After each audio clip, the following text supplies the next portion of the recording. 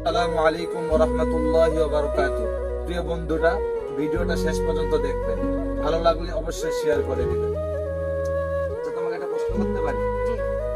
রাসূল সাল্লাল্লাহু আলাইহি সাল্লামের কয়টি হাদিস তুমি মুখস্থ করেছো? 100 হাদিসের ভিতরে সবচেয়ে কোন হাদিসটা তোমাকে সবচেয়ে বেশি অনুপ্রেরণা দিয়েছে? লা ইয়ারহামুল্লাহু মান লা ইয়ারহামুন নাস। অর্থাৎ যে ব্যক্তি মানুষের প্রতি দয়া করে না, আল্লাহ পাক তার প্রতি দয়া করে না। প্রিয় বন্ধুরা, আপনারা শুনলেন যে এই ছোট্ট বন্ধু 100 হাদিস মুখস্থ করেছে, তার মধ্যে সবচেয়ে যে হাদিসটা তাকে অনুপ্রেরণা দিছে, যে মানুষের প্রতি দয়া করে না, আল্লাহ তাআলা তার প্রতি দয়া করে না। তো আমরাও সব সময় এই বিষয়টা খেয়াল রাখবো, মানুষের প্রতি যেন আমরা দয়া করতে পারি। আল্লাহ তাআলা তাহলে আমাদের প্রতি দয়া করবে। আল্লাহ তাআলা আমাদের সবাইকে কবুল করুক। ভিডিওটা যদি ভালো লাগে অবশ্যই শেয়ার করে দিবেন। আসসালামু আলাইকুম ওয়া রাহমাতুল্লাহি ওয়া বারাকাতুহু।